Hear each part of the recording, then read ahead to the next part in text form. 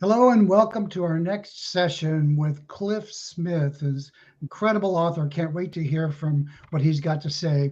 But before we begin, as usual, we're going to do our transition moment. I'd like to introduce Reba Rose, who's an executive coach and has been a special advisor to TFIM, who will guide us through this. Reba? Hello, community. Before Clif moves us forward as a martial artist, I'm excited to hear more about self-mastery. I bring mindfulness into coaching and leadership development. So let's start by waking up our physical intelligence. I'm going to ask you to rub your hands together and bring the chi to the surface. We've been sitting for quite a while. I want you to begin to really take air into your nose. And start to rub your neck a little bit. Let's wake up our neck, our shoulders. In fact, let's begin to roll our shoulders back. And as we do this, let the air really massage your joints and change direction. We're waking up our physical intelligence, our ability to remember that the body and the breath are in the same moment. We start at the top of the head with just raindrops with the pad of our fingers, just dancing on the top of your head. Come to your temples, loosen your jaw, and then sweep down your jaw and release. One more time, tapping. And release. And we come to our chest, light tapping on our chest. On the outside of our arms, both sides. And now just sitting in our chair, hopefully we're a little more alert. We take 3 breaths, 3 anchoring breaths. Take an easy breath in and send it to your feet. Imagine or allow yourself to send your energy down to your feet so you can anchor. 1 breath to refocus. And 1 breath to really relax. And now a 3rd breath to connect, taking a breath in. And imagine that as you exhale, you can have light eye contact with this community. We see Clif, we see Brett. We are in community, breathing together, connecting together, being in this moment as we step forward with Clif. Thank you, Clif, for joining us today. Thank you, Reba. Thank you very much. Mark, can you join us and introduce Clif for us?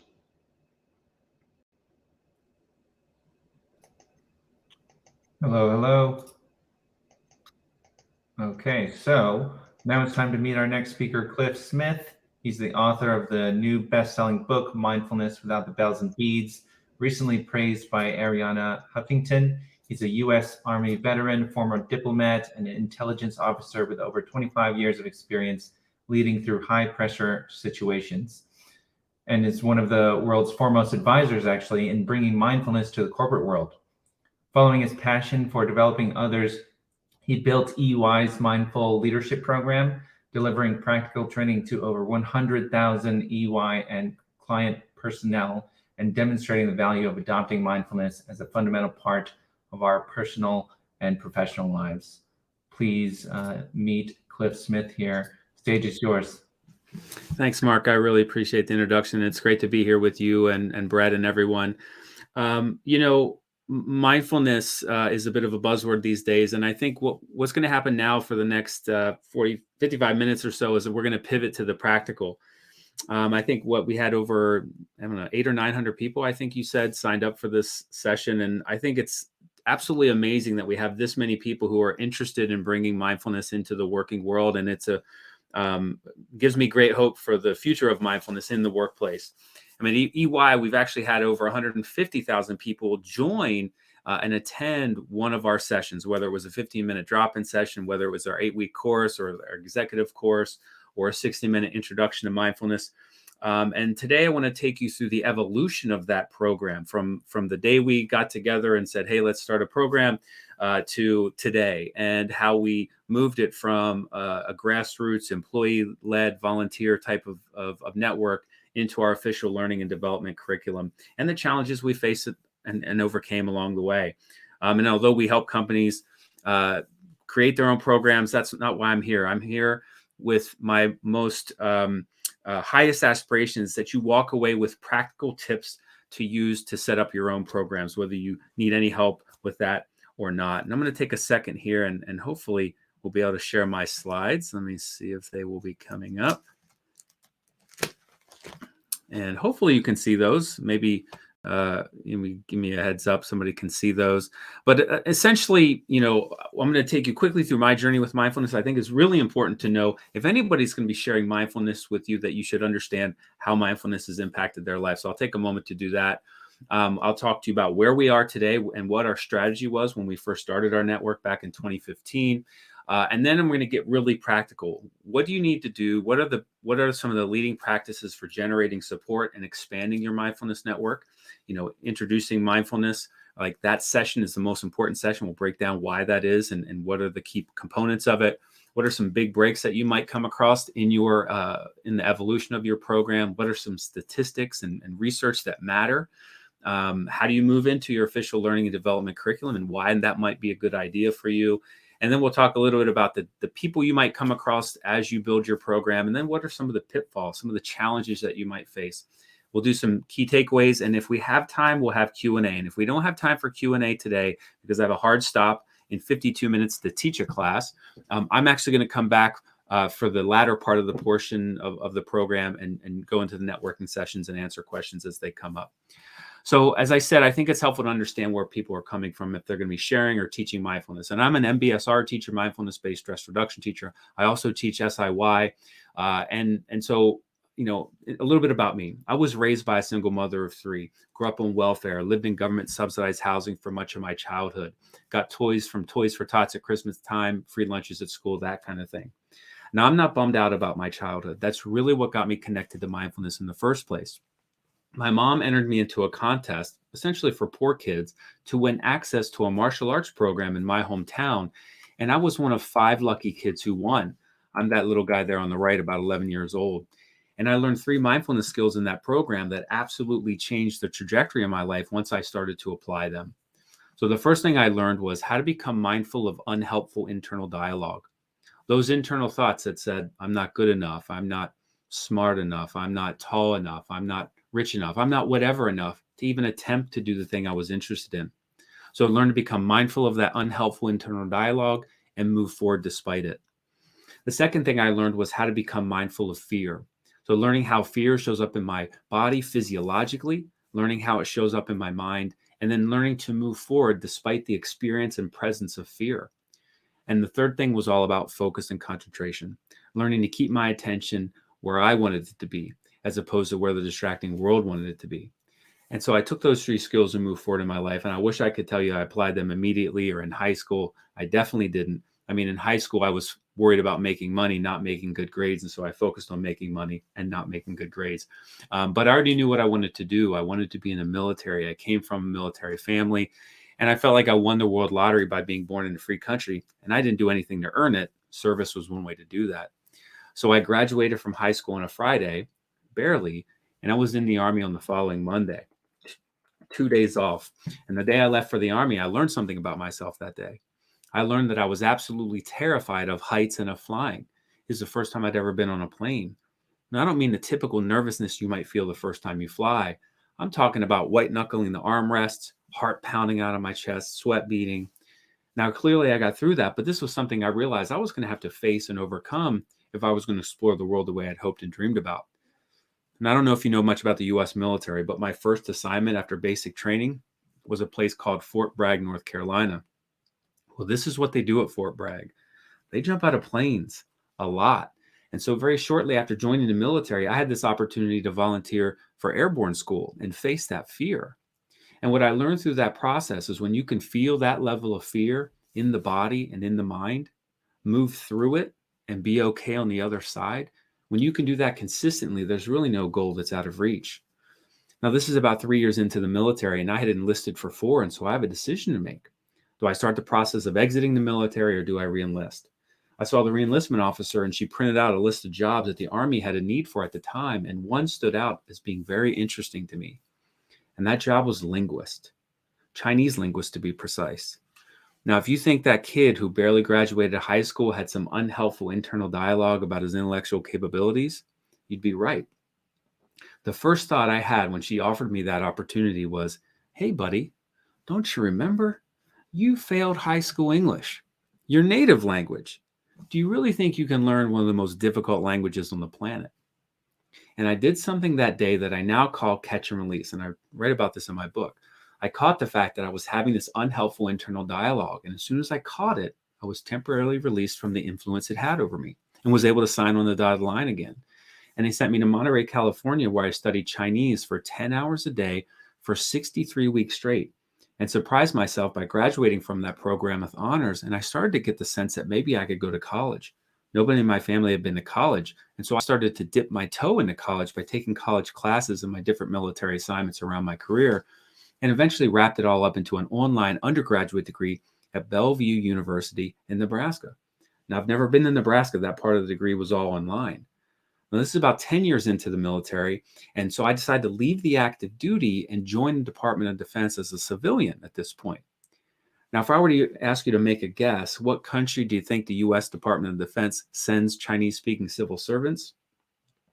Well, the first country that popped in your mind just now probably wasn't Afghanistan, but I deployed to Afghanistan, I came back, I deployed to Iraq, and after those two assignments, I went to the Joint Military Attaché School, which is a school where you learn to become a diplomat, and then I was eventually signed to the U.S. Embassy in Beijing, China. And so if you look at the arc of my life to this point, poor kid, wrong side of the tracks, learns Chinese, gets educated, to be able to get to a position where I'm representing my country in that capacity was really the pinnacle of my career at that point. And so you would think that I was on top of the world. And I was. I mean, when I got to Beijing, I was on cloud nine, so excited to start that mission. And yet it didn't take very long before I started to realize and recognize that I was surrounded by a bunch of amazing people. I mean, these folks had the most interesting lives. They went to the best Ivy League schools. They would get asked a question about U.S.-China policy, and their responses were articulate and brilliant. And I quickly started to feel like, man, these folks are going to figure me out. They're going to realize I didn't come via the same path that they did. Someone's going to ask me a hard question, and I'm not going to know the answer. Certainly not the way they knew it. And so it really started to sap my self-confidence. I started to feel like an imposter. And so when a colleague of mine at the embassy suggested that I apply to Harvard when I was thinking about going to graduate school, I told him it was out of his something mind. I'll let you fill in the gap there. I told him, I mean, you know me pretty well, but maybe you don't know I barely graduated high school. And then in the quietest whisper I could come up with, I shared with him that I got my undergraduate degree online. And I went to school online before it was cool. And I'm not sure if it's cool yet, despite everybody doing pretty much everything online for the last 2 years or so. But I told him I don't want to waste my time or my money on something that's absolutely impossible. Now, I don't know how you determine success for yourself. I certainly don't think success is just achievement after achievement. We could have a whole discussion about success and true fulfillment in one's life. But I certainly had enough evidence in my life that just because something seems impossible or feels impossible, or my brain tells me it's impossible, doesn't mean it actually is impossible. Yet in that moment, that's exactly what my brain was doing. And I got curious about why. And what I've discovered is it's because our brains aren't designed to make us happy. Our brains are designed to keep us safe. And so what my brain did in that moment was predict what's the likely outcome of this endeavor. And it predicted failure. Well, what does failure equal? From our brain's perspective, failure equals pain. And so in order to avoid that pain, my brain served up the thoughts, the beliefs, and the impulses that would nudge me towards safety, towards inaction in this case, to keep me in my comfort zone. Well, our comfort zones are more like cages. Our comfort zones are where our dreams go to die. Fortunately for me, my colleague asked me on a regular basis, did you apply? I think you'll have a chance. And finally, my catch and release system came online. I caught the fact that I was generating and believing in this elaborate story about how I knew how all of this was going to work out. I knew all the ins and outs of the admissions process. And essentially, all I was doing was just preemptively ruling myself out. I wasn't even allowing them to rule me out. And so as soon as I caught that story, I was temporarily released from the influence it had over me. And it enabled me to see the only thing I had any control over, which was to complete and submit an application. And so I applied, and much to my surprise, and many other people's surprise, I got accepted to Harvard. One of the most emotional days of my life. But long story long, I went to Harvard. I got my master's degree from there. And as I've reflected on that entire process, that's what inspired me to become an executive coach and a mindfulness teacher, and now a speaker and author on mindfulness, because it is such a powerful tool for helping us uncover and transcend our self-limiting beliefs and other psychological barriers to our success and our happiness. And so I wanted to share that with you for a couple of reasons. One, so you know who I am and why I'm doing what I'm doing, but two, to widen the aperture around mindfulness. And Mike talked about this a little bit. You know, there's this frame around mindfulness has been very narrow for very long. Most of the primary, most prominent speakers of mindfulness tend to talk about it within this frame. What frame? I had debilitating self-esteem issues. I found mindfulness. Now I'm better. I have debilitating levels of stress. I found mindfulness. Now I'm better. I have high levels of anxiety and panic attacks, and I found mindfulness, and now I'm better. And thankfully, mindfulness has helped people with those challenges. But it seems to imply that you have to have some kind of underlying condition to access mindfulness, which couldn't be further from the truth.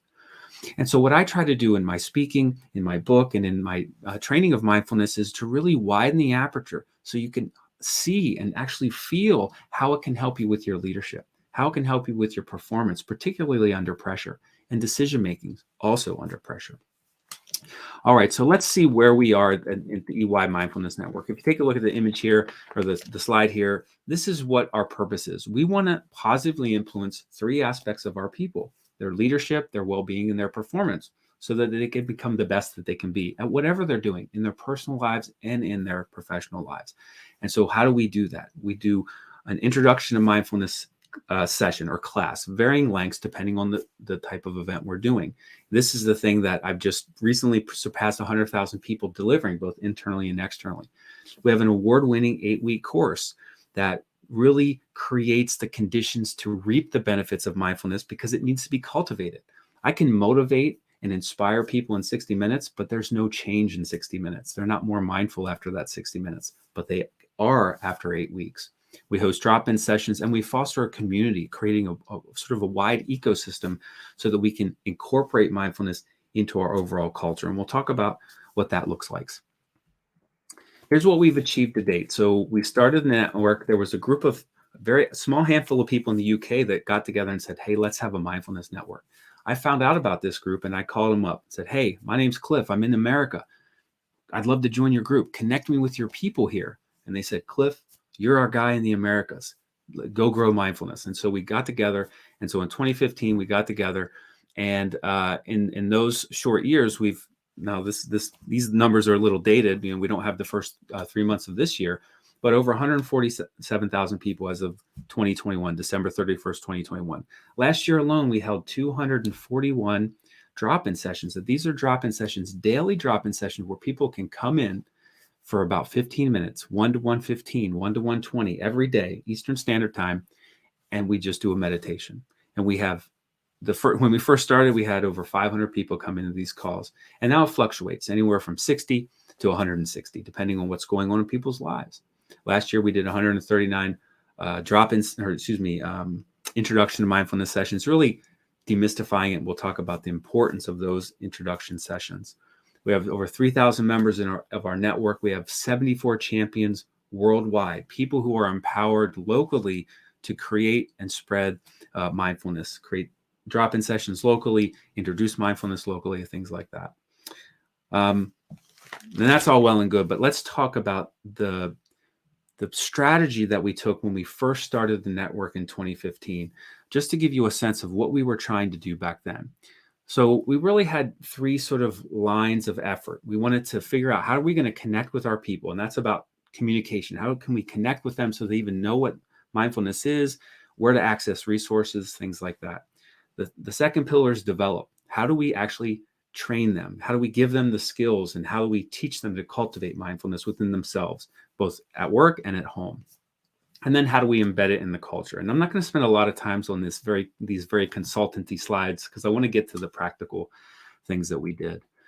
So connecting with our people, we do that a variety of ways, but some of the more common ways, we have, back and forth communications on our Yammer page. We have quarterly newsletters. We have a SharePoint site where people can go on their own and access resources on demand. how do we connect with our business? What are the organizations within the organizations within our broader firm that we can connect with to share what we have as a network relative to mindfulness that they might be able to leverage in the different business lines.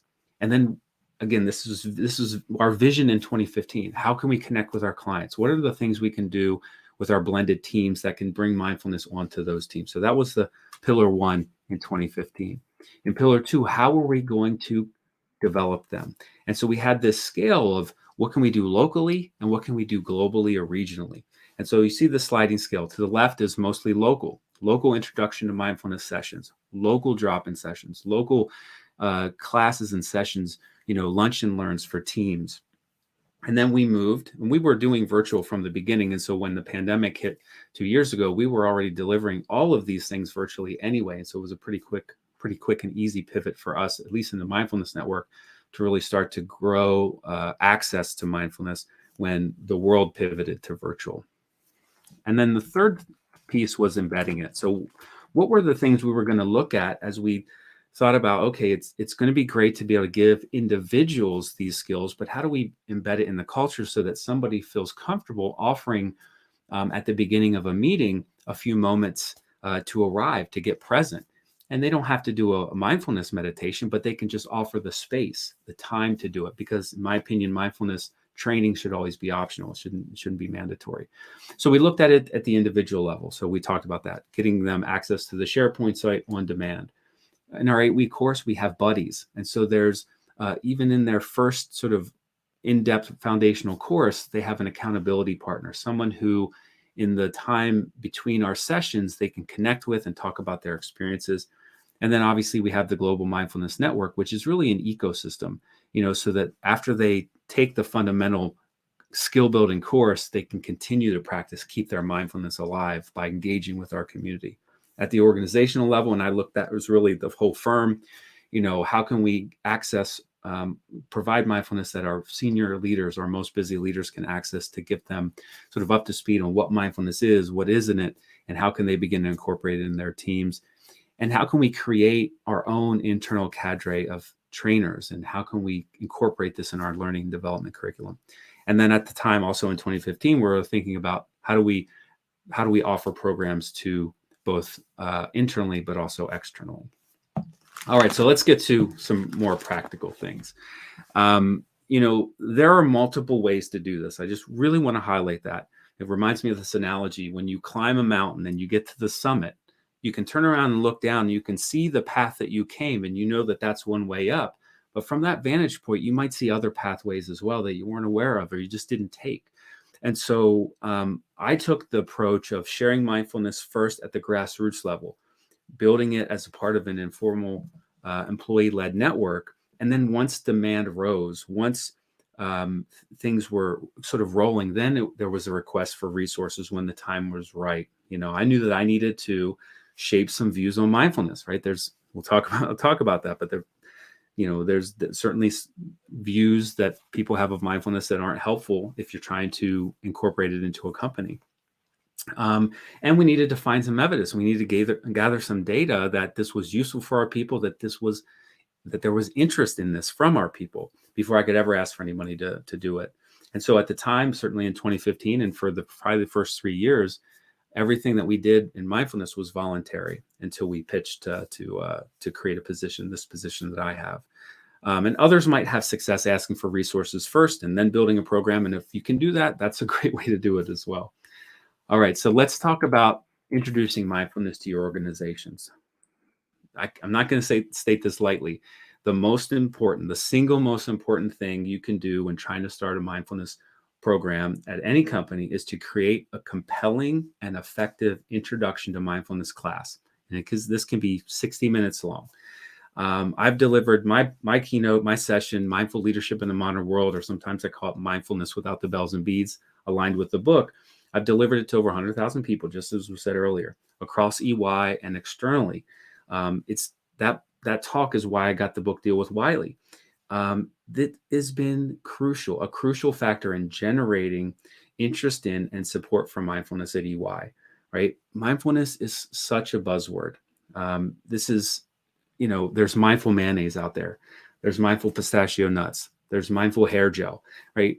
The fact that companies are using the word mindfulness to try to get you to buy and consume more mayonnaise is a bit of an indication that things are going a little off the rails, right? And so I think, one of the things we have to do in any introduction to mindfulness class is to demystify it and address a few elephants in the room, right? And these first steps are extremely important and they're very delicate, right? Not turning people off in the corporate environment is critical, right? So many people have a vision or an idea of what mindfulness is, or a view that harkens back to the 60s and 70s with flowers and hippies and things like that. So there's a group of people that think that that's mindfulness. And then there's another group that erroneously thinks mindfulness requires a yoga membership and $80 yoga pants. And then the folks who don't believe that, there's another group that believe that mindfulness requires, beads, bells, and Buddhist beliefs. And so when you start to introduce mindfulness in the workplace, you're not starting at 0. You're starting at like -20 if you want to reach the skeptics and the fence sitters, to dispel all of those myths. And then you get back to baseline, and then you can build up a definition and sort of the reality around mindfulness, right? And so what are some of the elephants in the room? And this was mentioned a little bit by Mike a few minutes ago, that it's not a religion, right? Mindfulness isn't a religion. While it has been, particularly in the West, most closely associated with Buddhism and Hinduism, these types of practices have been associated with almost every major religion, but also secular philosophies. And I think it's important to share that. The other thing I think that's a really important elephant in the room is why should people do this, right? I certainly don't agree with all other speakers that everybody needs this, right? People go through their lives without mindfulness, and they're going to live happy, lovely, wonderful lives. And I can say for sure that when I introduce mindfulness, I could be talking to some of the most successful people by any measure on this planet, right? So for example, at Ernst & Young, I'm often talking to people who've made partner in a Big Four. Sometimes I'm talking to CEOs of multi-billion-dollar companies and their C-suite leaders. It's really difficult to say, hey, you've gotten to where you are today without a daily mindfulness practice, but you need this or your whole life's going to fall apart, because it's not true. But so how can you, what do you say? What do you do to help convince them, or not even convince them, but to show them that there is benefit from mindfulness? And this is one of the reasons why I frame it wider than well-being, right? You don't need to be broken to access mindfulness. It can help you go from good to great, right? I think there's this, mindfulness today is where executive coaching was maybe 30 years ago, when no self-respecting leader would ever admit they were getting executive coaching because it would make it look like they needed coaching. That paradigm that you could go from good to great through coaching wasn't really widely accepted. Obviously now it's not. Almost every executive gets coaching at some point in their sort of professional development. And so mindfulness is on that cusp. It's important to, share some of the statistics, but you have to make people feel what's happening. So science is important to share, right? I would say most Westerners, they won't do anything unless somebody in a white lab coat has said, we've done the research, it's really useful, this is working, or a celebrity says it. Well, I'm not a celebrity, so I try to stick to the science. But we have to be honest about the science, right? It has to be real science, not hype. We can't be telling people that you meditate for 1 minute a day and you're going to reap all of these benefits. And I think we have to be quite careful about, the difference between correlation and causation and things like that. There are a great deal of positive trends and research studies that are pointing in a very positive direction. And I think we have to share those things enough to help people get over the hump of, is this being looked at? I think the first practices need to be very simple, and they really have to directly support your earlier assertions about not needing bells, beads, or any kind of accoutrement, right? So a 5-minute awareness of breath practice, a 3-minute awareness of breath practice is enough to convince somebody who's working 60 or 70 hours a week that this is a practice you can begin to incorporate into your lives. Not that 3 minutes is the end all be all, but you start somewhere and you build up from there. And then there's some must-nots for this first introduction to mindfulness session. I would recommend not telling any stories about your invisible connection to the divine spirit of the universe. I would avoid sharing about how you have evidence in your life that psychic abilities are real. It doesn't matter if these things are true or not. I'm not here to debate those, but the corporate environment is not the place to discuss those things if you want your program to gain traction and acceptance. And it's not that any of those things are bad. It's just that how you introduce this matters. Meeting the corporate culture where it is makes a huge difference, because there's going to be people in your audience whose voices of criticism and voices of judgment are going to be working in overdrive, who will pick up on anything that allows them to sort of throw the baby out with the bathwater.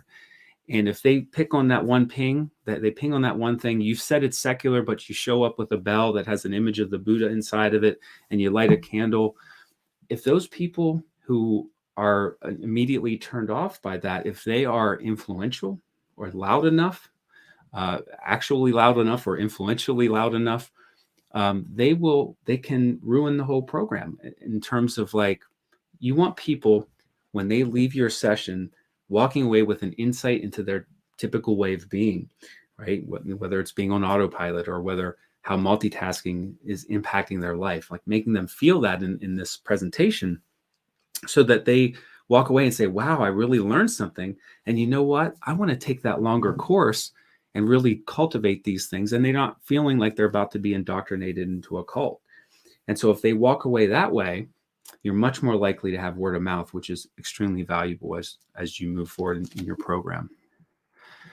Taking all opportunities. So once you have developed a compelling introduction to mindfulness session or class, I recommend, if you can, to accept every opportunity to deliver it. Don't turn any of them down. If you can, because if the feedback is good, others are going to begin to talk about it. And you never know when a random presentation to 8 people in New Jersey is going to result in you being invited to speak to an annual conference of 3,400 people, which is exactly what happened in our case. I delivered my first class to 6 people, and then 6 turned to 12, turned to 24, turned to 48. And then I stayed around between 40 and 50 and 60 and maybe 100 people in my sessions. And then one day, randomly out of the blue, I get a call from one of our event planners. No idea who this person is at the time. She's like, hi, Cliff, my name's Jen. I have kind of a situation. I heard you've been doing a talk around the firm.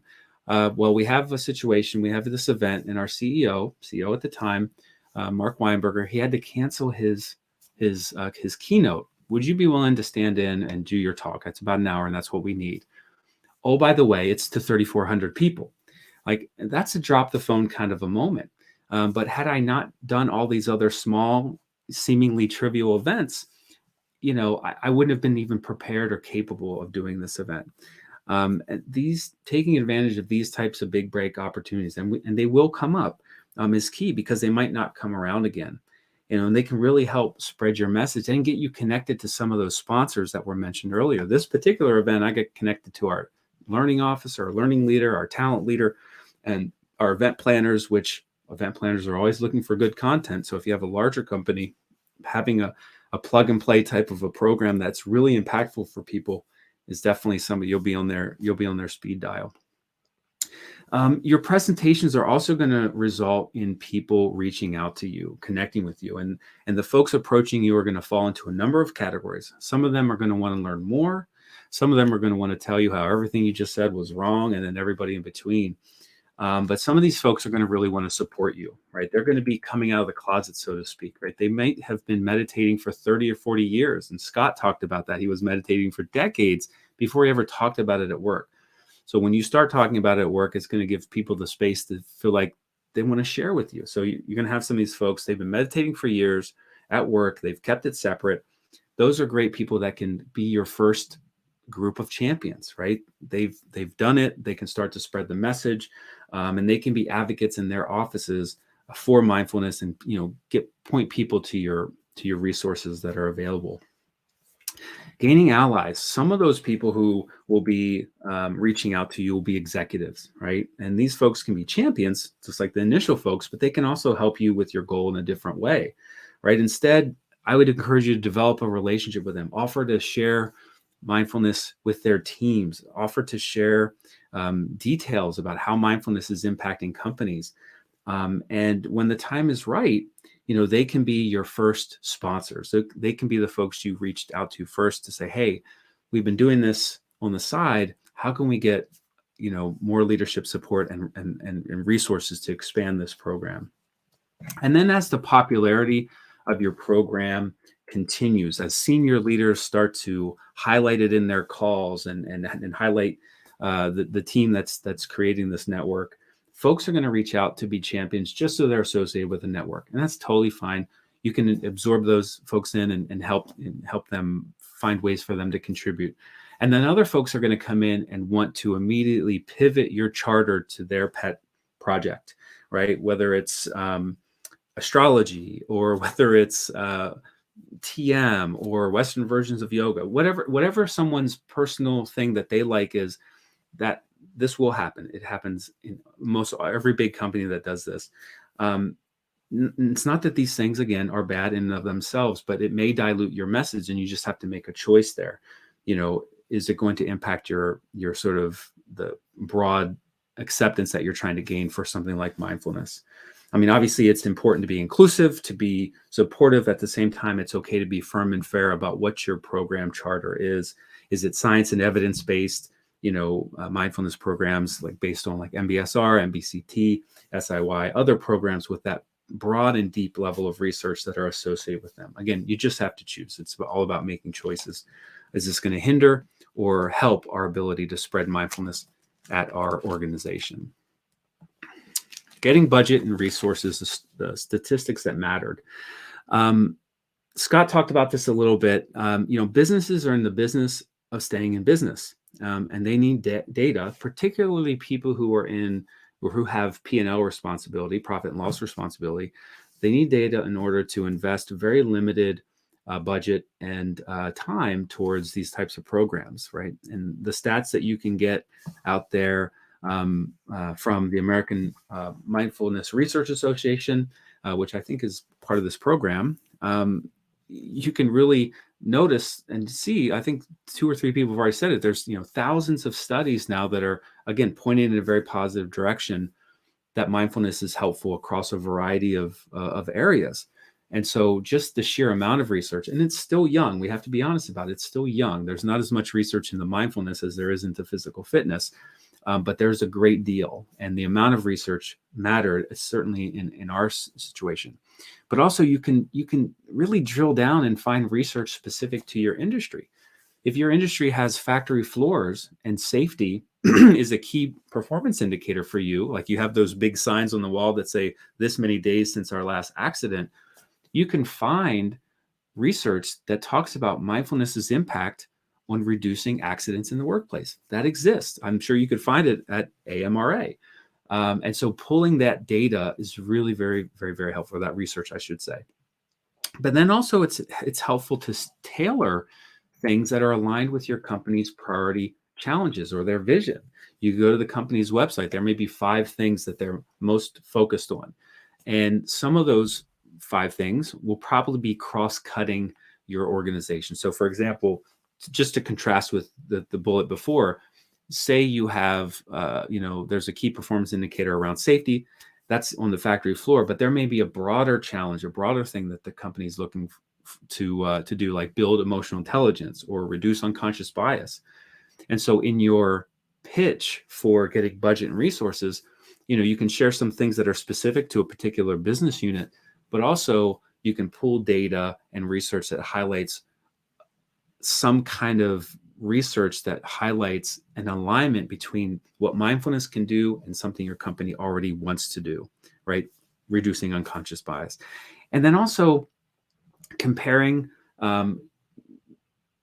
using comparable companies, seeing a similar return on investment. So I'm part of the big 4, right? There's 4 of us in the big 4. And so there's probably other companies out there, I won't name any of them, but there are, that are also using mindfulness, also reaping the benefits. So if we hadn't started it and we were trying to get resources, I would probably say, hey, company X has this wonderful program. Here are some of the results they're seeing. They're really, it's becoming a key differentiator to be able to focus amidst the distracted world, to be able to manage our emotions, to have poise under pressure. Like, they're seeing really great benefits from that. This is something we could do as well, and here's how we could do it. That's very helpful. But also, if there are companies out there that you know your leaders respect or already have some kind of connection or alliance with, there's a great deal of data out there that other companies have shared relative to mindfulness. It was already mentioned once. Aetna, their program, they used it to measure reduction in medical costs to the tune of something like $2,000 or $3,000 a year per employee for each one who went through their program. Increases in productivity, 62 minutes per week for the folks who went through the program. SAP's been clear about their research into mindfulness's impact on their bottom line, seeing something like a 200% return on investment for every dollar spent on mindfulness, increases in employee engagement.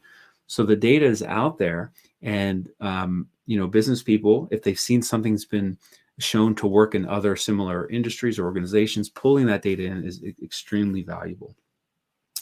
Now, one of the things that I think is unique about EY's mindfulness program, and I think one of the best things we did for our program, was to get it into our official learning and development curriculum, right? This also highlights this. You can use mindfulness to go from good to great versus broken and need fixing. Now, we coordinate and do a lot of great collaboration with our employee resource group, right? But this, in my opinion, makes it much more accessible. Not everybody is raising their hand to go get therapy or go get a stress reduction course, but a lot of people will line up and say, hey, I want to take that leadership course, right? They're going to come to my course. They might come for the performance benefits. They might come for the leadership benefits. Doesn't really matter. They're going to walk away with the well-being benefits. That's one of the great things about mindfulness. And actually, sometimes when you strive for one particular benefit of mindfulness, it pushes it away anyway. And so I think, once you've used the relevant stats to convince L&D that this might be good, when you get feedback from your classes, you can convince them to do a pilot course, or that might be a way to do this. Is what we did. Let's do a pilot and see how it turns out. But to do that, you're going to have to get into our system, and depending on how big your company is, will determine what are the quality gates you have to get through in terms of to take your program into their model, right? And so you're going to have to work with their curriculum developers. You're going to have to adjust to their rules. You're going to have to make some things to adjust, just to make sure that it fits the quality gates that your company has. It's not a trivial process. It just has to be done. And you'll probably want to make course changes to accommodate work demands, depending on, again, your particular industry. For example, I mentioned MBSR not too long ago. MBSR, the model, you meet for 3.5 hours, say on a Tuesday night. And you do that for 8 weeks. And you have a day on the weekend where you do a full silent retreat. That's not going to fly, I think, in many companies where people are working, 45, 55, 65 hours, depending on where they are in the organization. And so tailoring it to fit your specific location and culture is extremely valuable. This is another really, really important point: enforcing standards for mindfulness course facilitators. There's no governing body for mindfulness. Anybody can call themselves a mindfulness teacher. And quite frankly, we could Google mindfulness facilitation course, and we'll find tons of fly-by-night courses. Do 10 hours of watching videos, and you can call yourself a certified mindfulness workplace facilitator, all of these things. But there are really only a few places that have really high levels of standards just to get into the courses. Most of those, I would say, are like MBCT, mindfulness-based cognitive therapy, mindfulness-based stress reduction, MBSR. SIY has really high standards. I'm not promoting those over others, but when you have a prerequisite that requires that you have hundreds of hours of personal practice, that you've been to multiple silent retreats before you can join, say, University of California, San Diego School of Medicine's program to become a mindfulness teacher, that on the other side of that, you're going to have some higher quality facilitators and teachers who will be able to handle some of those challenging situations that I think came up in an earlier question about someone having some kind of a indicator that might lead the facilitator to refer them to a medical professional for help, right? Although mindfulness can be seen as reading a script, it's much more than that, particularly when you're having live face-to-face or virtual interactions in these types of meditations, doing inquiry and things like that. And then also making it actionable for your employees. We can't just teach 20 or 30-minute awareness of breath practices, body scans, and things like that. We have to offer them a wide variety of things that they can use to accentuate parts of their day with small moments of mindfulness, sort of stringing them together to have more mindful days, leading to those benefits that come from cultivating a higher level of mindfulness. And so not just 3-minute awareness of breath, but then making it actionable in their job. How do you respond to an email that sets you off mindfully? How do you attend a meeting and hold a meeting in a mindful way? How do you have a difficult conversation with mindfulness on board? Giving them practical uses for what you're teaching them, in addition to the basic exercises that cultivate mindfulness. All right, what do we got here? Okay, perils, pitfalls, and potholes. You can get to a place where everybody wants to be a champion, particularly when you're delivering 8-week courses. Some people are going to be so positively impacted by your class that they're going to sign up to be a champion immediately, despite having only meditated for 8 weeks. And that's good. We want to harness that energy, that new energy. But it's also important to make sure that the people who are promoting mindfulness are embodying it, right? Because you don't want to have somebody not embodying mindfulness pushing it, and then the skeptic in the audience or the skeptic in the room says, if that's mindfulness, I don't want anything to do with that. So you have to sort of manage that in terms of balancing your champion network. Also, it's helpful to compassionately work with practitioners who are teaching things that have been associated with mindfulness, but aren't certified mindfulness teachers, right? Certified executive coaches, licensed professional social workers, certified yoga teachers, certified financial planners, hypnotists are not certified mindfulness teachers, right? And, a parallel example to that would be if I've been taking yoga for 5 years, and that doesn't mean I can teach yoga. Certainly I could pull something online and try to teach it. I might be able to teach it, but I might hurt somebody as well. And so I think it's really important to, again, handle those individuals with care, with compassion, and point them into a direction of a reputable mindfulness facilitator program if they want to teach in your program. But there's some nuance there to think about.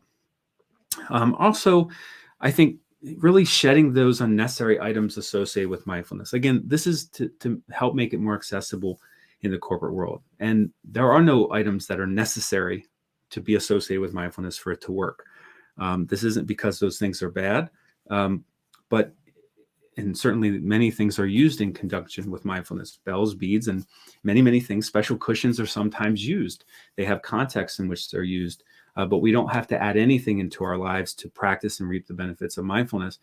And if any one of those things might turn off your audience, it's unhelpful. And so this goes for terminology as well, right? Using Sanskrit and Pali words, tanha and sati, to describe things relative to mindfulness is unhelpful in many of these contexts. And even bringing in non-mindfulness exercises that are beneficial. So in our course, it's 8 weeks long. We stick to mindfulness, I'd say, for the first 7 weeks, and then we introduce empathy building practices, compassion building practices. Those practices are not mindfulness, but they're very useful. And so drawing those distinctions between practices and meditations that actually cultivate mindfulness and meditations that don't, but do other positive and useful things, drawing those distinctions is very helpful, because people are going to leave our company and they're going to move on to whatever else they're doing in their lives. And we want them to be informed consumers. They can go to an app and there's 40,000 meditations. It would be great for them to be empowered to know which of those meditations actually cultivates mindfulness and which ones don't. So I think that's helpful there. It's really helpful just because you got to draw those distinctions, again, to help make them more informed consumers. And, there's a lot of confusion, despite mindfulness being a buzzword or being a commonly used word, meditation being a commonly used word. There's misunderstandings and unfortunately some deliberate misrepresentations of these words out there. And it's helpful to really drill down on those. All right, some key takeaways. I know I got about 8 minutes left before I got to go teach a class, and hopefully I can get a question or two in. So key takeaways, introduction to mindfulness. The most important thing you can do is develop a really compelling 60-minute session. Demystify it, leverage the science and the evidence relevant to your audience, make them feel it, right? You can't just throw a stat up that says 47% of the time, where our bodies are in one place and our minds are wandering to the future and to the past, lost in thought. Okay, that's a great statistic, but can you make them feel it? Very important. And then keep it simple as well. Find allies at the top, in the middle, across your organization, right? They're going to come out once you start to talk about mindfulness. You will find people who are already on board, right? And they can become your early supporters. Tying mindfulness to benefits or outcomes your company's already interested in achieving is going to go really, really far for you when you're pitching for funding, when you make that decision to do so. Building up that champions list, qualified teachers, start that early, particularly for the teachers, right? To become an MBSR teacher, I think fully certified takes 2 to 3 years, right? So you can't just sort of turn these folks on with the drop of a hat or the flick of a switch. Very important. And then this one's really important, keeping up your own practice, all right? You're not just the messenger, you're also the message, right? You're going to be facing ups and downs, and we're going to talk about some of these in a moment. Keeping your own practice alive is very helpful because people are going to look to you, if you're the person championing your program, for what are the benefits of mindfulness that I'm seeing in this person right in front of me. So keeping up your own practice is really, really helpful. And I have no doubt that there are people in your organization that can benefit from mindfulness. And some of them who've been practicing it already, some who would be your allies if given the chance. And all you have to do is give them the chance. And you can definitely change lives. And so when I started this presentation, I shared with you all my personal journey. Well, you are on a promising, unknown but promising journey as well. And it's going to be full of successes and accolades and love. And it's going to have its fair share of setbacks, failure, and heartache. I would encourage you to be present for it all. For just as you can't truly know sweet without also knowing sour, it's our challenges in life that make our achievements so fulfilling. And don't miss all the small, subtle, seemingly trivial moments between your to-dos, your tasks, and your lofty goals. Those goals and tasks are important, to be sure. Just like the finale is a very important part of the symphony. But the point isn't just to get to the end of the symphony as fast as possible. Each note, high or low, and even the silence between those notes is the point. Without all of those elements, we wouldn't have any music at all. It's kind of like dancing. The point of dancing isn't to get from one spot on the dance floor over to another spot on the dance floor. The point is in the dancing yourself. So enjoy your journey. It's going to look something like this here, the one on the bottom. But that's okay. Each of those moments, high or low, is a note in the symphony of your life.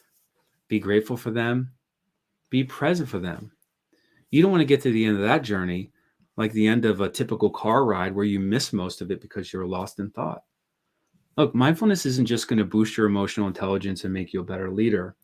It's not just going to help you navigate the inevitable ups and downs of life with a bit more resilience and a bit less stress. It's not just going to help you catch and release unhelpful internal dialogue and other psychological barriers to your success and happiness. It'll do all those things.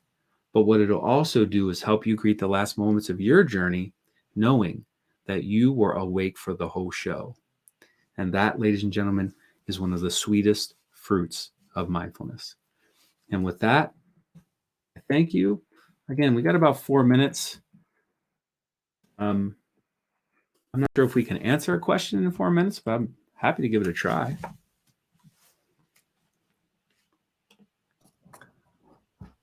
So we have some questions here. Thanks for that talk, Cliff. It was super beneficial. You laid out pretty much an entire playbook for getting into an organization and presenting mindfulness. That was super awesome. I think we have time for one question, maybe two. There's one I'll do my best here.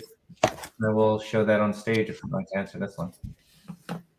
All right. Do you have any follow-up practices in place for those finishing the 8-week program? Do people keep practicing in a formal way? Are there any numbers about that? Yeah, so we do. We offer a daily, I'm hearing some feedback about it. We offer a daily mindfulness drop-in session every day, 1 o'clock Eastern. And people are empowered to come to that class whether they've had our 8-week course or not. So we open it to everyone. But yeah, so we do, and many of these folks want to continue to engage with facilitators who've taught those classes, and champions deliver those drop-in sessions. So when I'm doing those drop-in sessions, I also offer moments to ask questions, right, about this particular practice we just did, or about their home practice, really just to keep their mindfulness alive for them. Awesome, I agree with that. Let's see, one more question here, and we'll wrap things up. Okay. Do you have any do you have any advice or recommendations on creating sentiment surveys when working with companies create case studies? So what we do actually in our 8-week course, I do pre and post course surveys to try to measure the impact, and we track about 70 things through these pre and post course surveys. Things like, and this is all self-report, so there are some limitations there, but like asking them questions that are part of like the 5-facet mindfulness questionnaire, I think FFMQ, mindfulness awareness assessment scales, sort of pulled in some of those things, elements of those, to really measure pre and post course to see, what is the impact. And what I tend to do, and I do this in my keynote, is I pull out a few, maybe 6 of those factors and highlight those. So reduction of rumination of 14%, or increasing ability to focus by 11%, whatever it happens to be. And so we share those specific things in the introduction classes that we deliver. So I think I'm going to have to stop there, Mark. But as I said, I'll come back in a couple hours. I have to teach an hour-and-a-half class. I'll come back in and I will join in the breakouts, and whatever you need, I'm happy to join. I think I love talking about this stuff. So thanks for having me, Cliff. Everyone, you can see where to find Cliff here. We'll catch you next time, Cliff. Thank you so much. Sounds great. You all take care.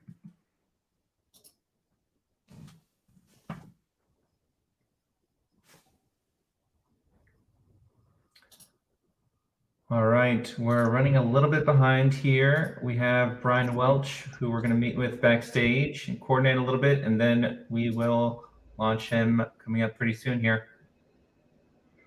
Sounds great. We'll see y'all soon. Don't want to miss this next one. Brian Welch is going to be awesome. Thanks, Sal.